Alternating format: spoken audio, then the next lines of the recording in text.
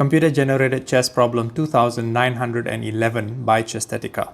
So white is quite a bit ahead in material, but black has a pawn on e2 that is about to promote. But the knight on e1 is also threatened by the king. So what should white do? Maybe knight to c2? Seems prudent. Now if black promotes to a queen, well, the knight just captures the queen, the king recaptures. It's a favorable exchange, followed by rook to g2, and this will lead to a checkmate soon enough. Most people will probably do that in this position, don't you think? But this is a chess problem, and that means there is a better way to play. Can you see it? Let's take a look at the analysis. So the knight to c2 move that we saw earlier, or even knight to g2, according to the engines, will take 8 moves to force the mate. But chess, tends to be creative and artistic. Rook to d5. Forget about the knight. King captures knight. Black must be thinking, why not a free piece? It makes defending this position a little easier. And then white says, not so fast. King to g3.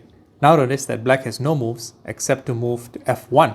And here, bishop to a6. Now this pins the pawn on e2. Let's say the king moves back to e1.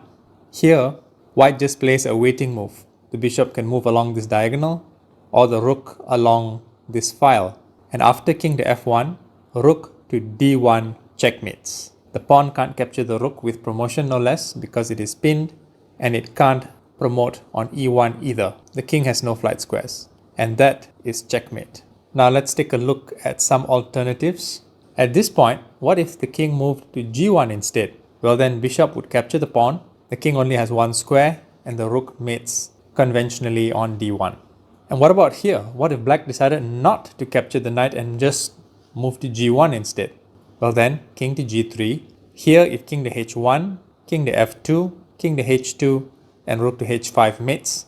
And if king to f1, there are many ways for white to proceed, but the pattern is basically the same. Bishop to a6, spinning that pawn.